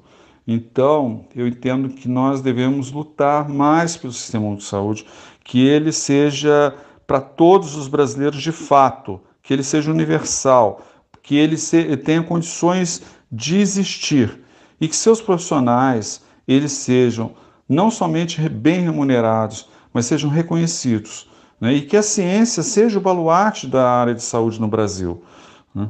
Nós temos que afastar esse negacionismo que existe da ciência na área de saúde. Nós temos as melhores escolas médicas dessa América Latina, como que a gente vai esquecer que elas existiram por causa da ciência?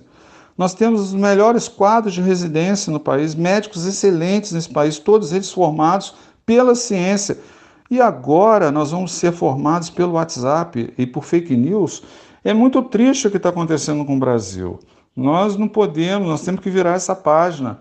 Mas virar essa página culpabilizando, sim, quem nos levou a isso, com certeza. Como aconteceu na Alemanha nazista. Infelizmente, né, a gente pensa que isso aconteceu lá na Alemanha, nós não pensamos que poderia acontecer aqui. É de uma tristeza profunda. E fica aqui a nossa solidariedade aos mais de 600 mil mortos, aos milhares de sequelados. É muito triste. Nós poderíamos não ter este quadro, nós poderíamos ter um quadro que não seria bom, mas muito melhor do que isso.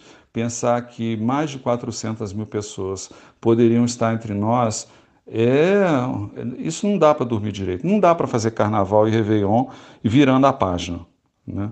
Então, a gente tem que sim, o Brasil precisa olhar para dentro de si e perceber que nós pisamos na bola, e muito, com milhares de pessoas.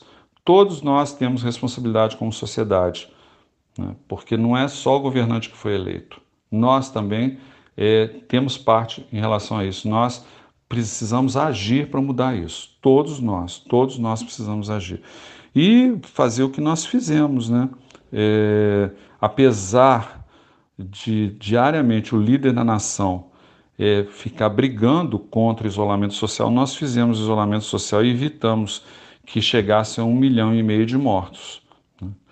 Conseguimos que as pessoas fossem vacinadas, apesar do movimento antivacina, um movimento criminoso, que o Congresso Nacional precisa urgentemente a criminalizar essas pessoas que estão fazendo propaganda contra a vacina, que é a salvação do povo nesta epidemia.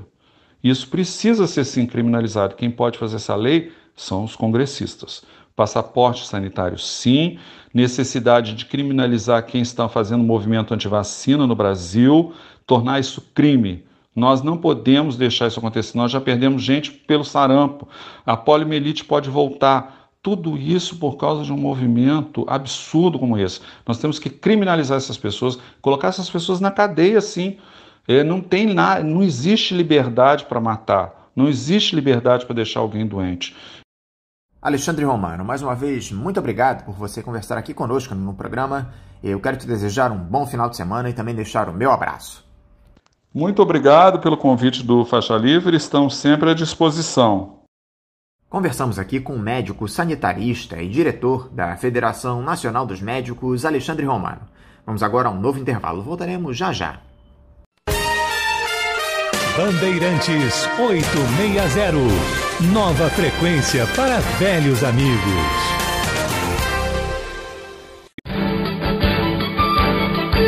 Voltamos a apresentar Faixa Livre.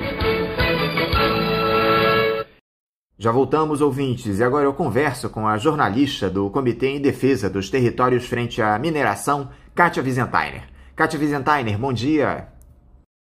Bom dia, Anderson, e bom dia a todos os ouvintes do programa Faixa Livre. Kátia, muito obrigado por você estar aqui conversando conosco no Faixa Livre. Kátia, na última semana o Brasil completou um marco trágico, os 1000 dias do crime cometido pela empresa Vale, lá em Brumadinho, com o desabamento da barragem da mina de Córrego do Feijão. Nesse período, poucas respostas foram dadas para essa tragédia que levou à morte de 270 pessoas. São 1000 dias de luto, 1000 dias de dor para famílias que ainda buscam reparação material e financeira já que o trauma na vida dessas pessoas que perderam entes queridos será eterno, e 1000 dias de impunidade também, Kátia. Primeiro, eu queria que você, que acompanha de perto todo esse caso desde janeiro de 2019, quando houve o despejo dos rejeitos de minério, dissesse pra gente o que significa essa marca, esses 1000 dias desse crime cometido lá em Brumadinho. Na última quinta-feira, dia 21, completou 1000 dias do crime da Vale em Brumadinho. 1000 dias de saudade para quem perdeu entes queridos e amigos. 1000 dias de angústia, de impunidade. No dia 25 de janeiro de 2019, 270 pessoas foram cruelmente mortas pelo rompimento da barragem B1 da mineradora Vale S.A. Eram 12h28 da última sexta-feira do mês de janeiro de 2019, quando a estrutura da barragem B1 ruiu na mina do Córrego do Feijão. 8 famílias dos mortos que ainda não tiveram os corpos encontrados ainda abarcam a angústia de não poder enterrar os entes queridos e seguir em frente. Até agora ninguém foi preso, ninguém foi punido, e isso dá a clara sensação do descaso que grandes mineradoras que extraem o minério no nosso país têm com seus trabalhadores e as comunidades ao entorno das minas. No caso de Brumadinho, boa parte das famílias já fizeram acordos de indenização, mas fica aqui a questão: existe dinheiro que paga a vida de um pai, Anderson, de uma mãe, de um filho, que perdeu a sua vida por conta da falta de responsabilidade de uma empresa como a Vale, que em função do lucro arriscou tudo e manteve a barragem operando quando sabia que era possível romper? 1000 dias desse crime mostra o descaso da Vale e de tantas outras mineradoras em relação à vida humana, em relação ao meio ambiente. 1000 dias de impunidade mostra a injustiça brasileira, porque CEOs de grandes empresas não são presos. A Vale matou 270 pessoas e ninguém pagou por isso. Essa é a marca que fica. O modelo mineral brasileiro é predatório e violento. Depois de todo esse tempo, Kátia, ainda há 8 corpos desaparecidos em meio aos rejeitos de minério. As equipes de brigadistas seguem nos trabalhos incessantes em busca dessas pessoas, nessa que já é a maior operação de resgate da história do país. Recentemente, inclusive, foram encontrados os restos mortais de uma das vítimas, e isso é algo fundamental para as famílias, né, Kátia? Eu ouvi esses dias a entrevista de uma pessoa que sabe que perdeu seu familiar nesse desastre, mas toda vez que toca o telefone, ela tem a esperança de que seja o filho dizendo que está tudo bem.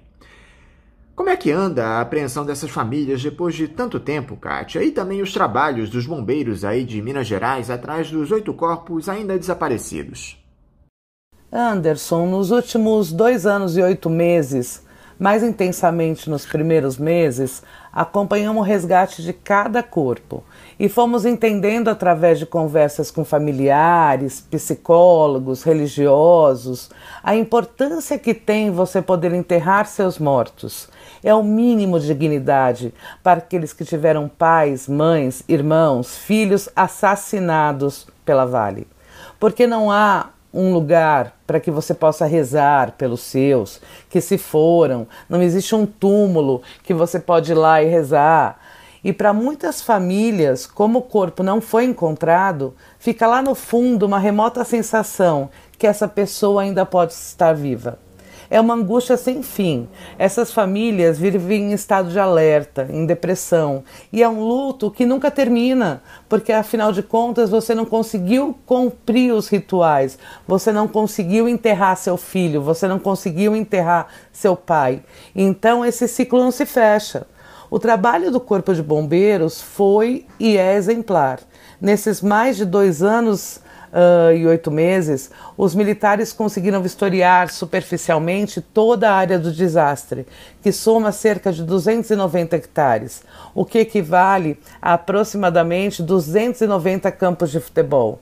Entretanto, a altura atingida pela lama varia ao longo do terreno, podendo chegar a mais de 15 metros em alguns pontos. Em termos de volume, até agora, o Corpo de Bombeiros afirma que 4 milhões de metros cúbicos passaram por vistorias. O compromisso do Corpo de Bombeiros é seguir com as buscas até que as 270 vítimas sejam localizadas, ou enquanto houver condições para a realização dos trabalhos. Ainda faltam 8 corpos serem encontrados, e 8 famílias ainda seguem nessa angústia. Todas as pessoas que perderam suas casas, seus comércios, sua história nesse crime cometido pela Vale já foram realocadas, indenizadas, Kátia. Como é que anda a questão das indenizações nesse episódio lá do desabamento da barragem em Brumadinho? Na minha opinião, houve uma tentativa da Vale transformar a reparação em Brumadinho num case de sucesso da reparação. Ou seja, como se passasse a mensagem: nós destruímos, nós matamos, mas no final a gente paga a conta. No final a gente tem dinheiro para pagar a conta. E esse formato teve um impacto positivo no município, tá? Porque ela pagou por quase 2 anos um salário mínimo para praticamente cada morador, independente dele ser atingido ou não diretamente, né? Porque afinal todos são atingidos. Por outro lado, algumas comunidades mais afastadas e que foram atingidas ficaram de fora e lutam ainda hoje pelos seus direitos, pelo direito à água mineral, enfim, é uma luta que não termina. Talvez a Vale tenha achado que calar a boca das pessoas e investir em mídia com o seu estamos reparando Brumadinho, estamos fazendo isso, aquilo, seja um bom investimento. Ela vem indenizando as propriedades e tal. Mas no caso de Brumadinho, a Vale abriu os cofres mais do que no caso de Mariana, tá? Talvez a experiência com Mariana tenha mostrado para ela que talvez se ela tivesse pago, construído, resolvido mais rápido, a imagem negativa não seria tão grande, né? Mas no fim das contas, o crime de Brumadinho saiu barato para a Vale. Para indenizar parentes dos trabalhadores que morreram, um termo foi firmado entre a Vale e o Ministério Público do Trabalho em julho de 2019 e ficou estabelecido que pais, cônjuges ou companheiros e filhos dessas vítimas receberiam individualmente R$500 mil por dano moral. Já os irmãos receberiam R$150 mil cada um. Além disso, a título de dano moral, a Vale se comprometeu a pagar uma pensão mensal para os familiares que dependiam financeiramente da vítima. O acordo assegura que dependente de cada morto deve receber menos de R$800 mil, ainda que o cálculo fique bem abaixo desse valor. Os valores são inferiores até o que previa a própria Vale, né? Em um estudo interno da própria mineradora da Vale, que foi apreendido pelo Ministério Público de Minas Gerais no curso das investigações sobre a tragédia. O estudo que a Vale fez, que se ali aquela barragem rompesse, quanto custaria este crime? Ela tinha esse cálculo, tá? E ela calculava que a indenização era de 10 milhões por morto, tá? Então a gente está falando que hoje o acordo que se tem, né? A Vale acabou pagando menos de R$800 mil por cada morto, ou seja, menos de 10% do que ela tinha calculado do que seria. Mas também ainda há processos e há tentativa de aumentar esses valores.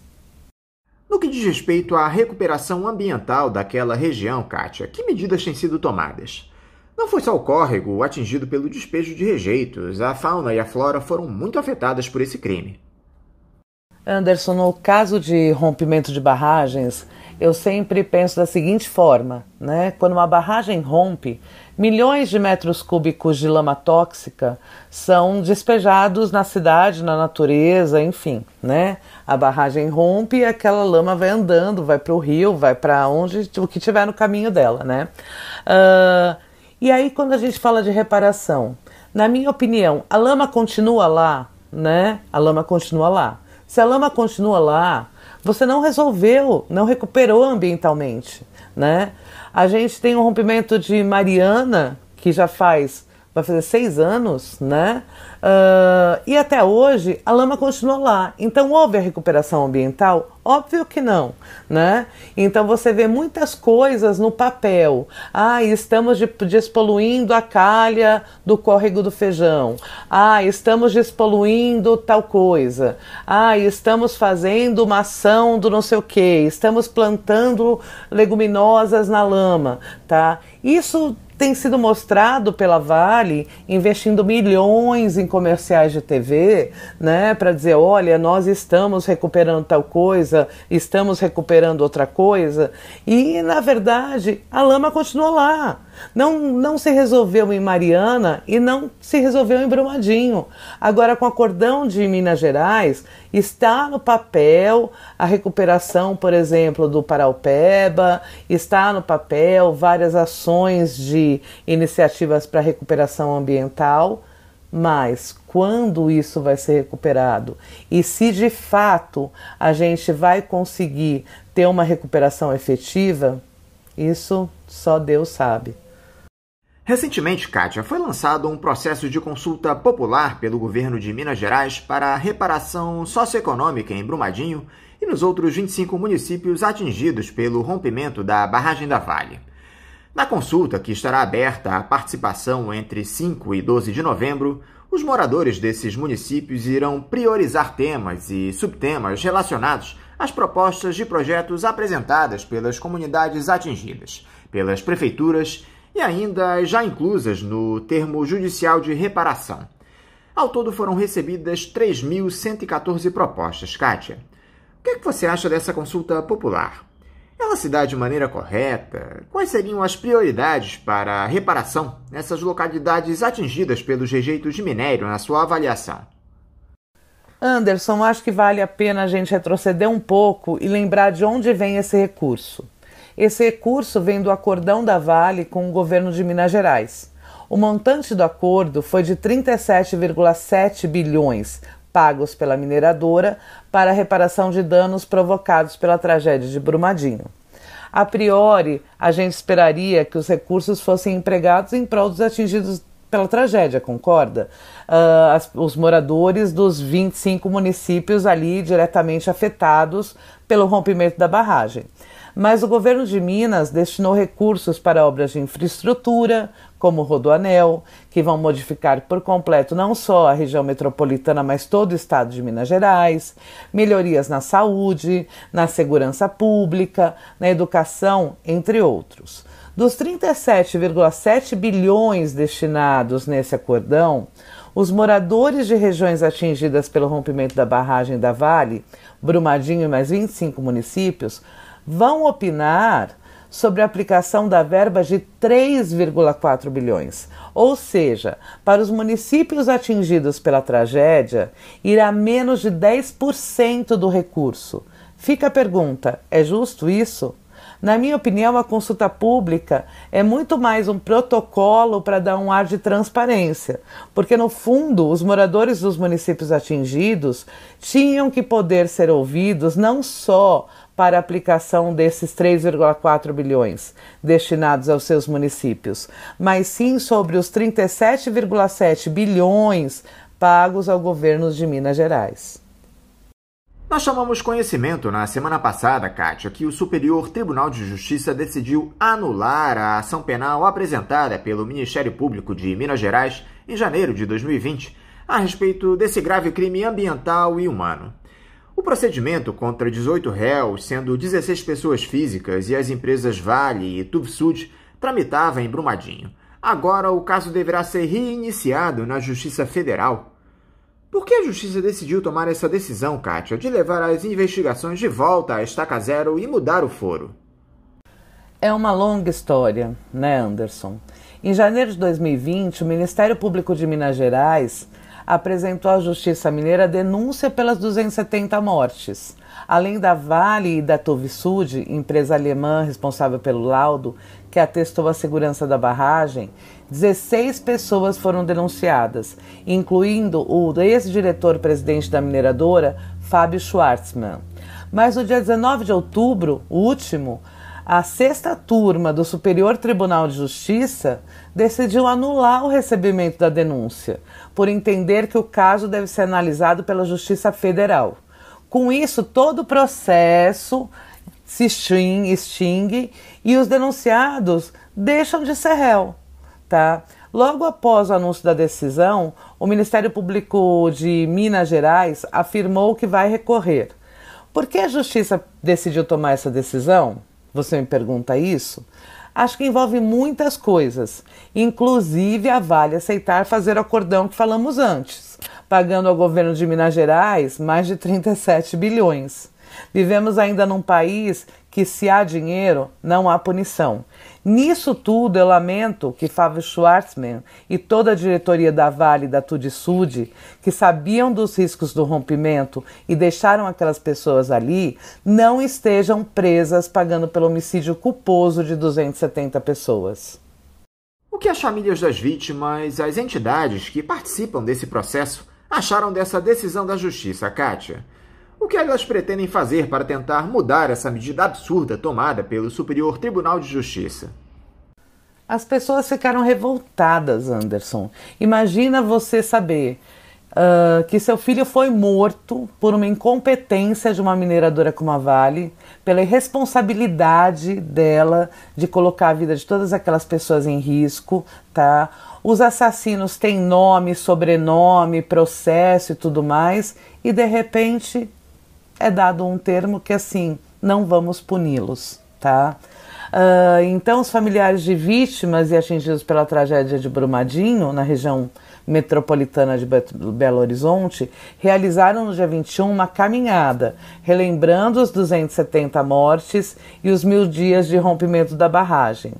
O movimento aconteceu em frente ao prédio da Justiça Federal, lá em Belo Horizonte. A principal pauta dos manifestantes é a revogação da decisão do Superior Tribunal de Justiça, do STJ, que decidiu federalizar o julgamento do processo sobre a tragédia. Para a Associação de Familiares das Vítimas e Atingidos da Tragédia do Rompimento, trata-se de uma estratégia de ex-dirigentes da Vale para protelar a decisão na Justiça. Quer dizer, tudo acaba em pizza. Vocês temem, Kátia, que esse crime imensurável, não só para essas centenas de famílias, mas também para o meio ambiente, fique impune? Eu acho que até algumas ações na questão de meio ambiente, na questão das indenizações, isso vai seguir. Agora, que eu acho que vai existir uma impunidade, eu acho que sim, tá? Eu acho que estamos caminhando para isso, tá? É a forma do modelo mineral brasileiro, né? Se a gente for olhar para trás, alguém foi preso pelo crime de Mariana, quando rompeu a barragem de Fundão? Tem alguém da Samarco, da Vale ou da BHP preso? Alguém foi preso no Pará pelos vazamentos da Hidro, né? A anulação da ação proposta pelo Ministério Público Federal de Minas Gerais dá o tom do roteiro da impunidade, né? Acho muito difícil a gente ver qualquer um dos culpados responder pelos seus crimes, pela vida das 270 pessoas que morreram engolidas pela lama da Vale. E nesse momento eu posso te dizer que tenho vergonha de morar num país que prende uma mãe faminta que roubou num supermercado um pacote de macarrão instantâneo e deixa um cara como o CEO da Vale, responsável pela morte de 270 pessoas, livre, leve e solto, passeando de jatinho pelo mundo, né? Eu acho que isso fica aqui pra gente pensar, né? Um cara vai... se responsabiliza por deixar aquelas pessoas trabalhando quando existiu o risco de rompimento daquela barragem, tá? 270 pessoas são mortas, né? O meio ambiente é completamente destruído e este cara está impune. Uma mãe vai lá no supermercado, rouba um miojo para comer porque está com fome, tá? E vai presa, né? Então vale a gente pensar como é a justiça brasileira. Kátia Wiesentheimer, mais uma vez, muito obrigado por você estar aqui conosco no Faixa Livre. Eu quero te desejar um ótimo dia de trabalho e também deixar o meu abraço. Eu agradeço mais uma vez o convite, Anderson. É sempre muito bom vir aqui para poder expor o que está acontecendo na mineração no nosso país, né? Para quem tiver qualquer dúvida, quiser acompanhar mais esses processos todos, eu convido para seguir nas nossas redes, em defesa dos territórios frente à mineração, ou no nosso site, né? www.indefesadosterritorios.org. Um bom dia para você, Anderson, para toda a sua equipe e para todos os ouvintes. Valeu! Conversamos aqui com a jornalista do Comitê em Defesa dos Territórios frente à Mineração, Kátia Wiesentheimer. E vamos encerrando a edição de hoje do Faixa Livre, convidando todos vocês para amanhã, a partir das 8 da manhã, estarem novamente aqui ligadinhos na Rádio Bandeirantes 860 AM para mais uma edição do nosso programa. Um abraço a todos vocês e até amanhã!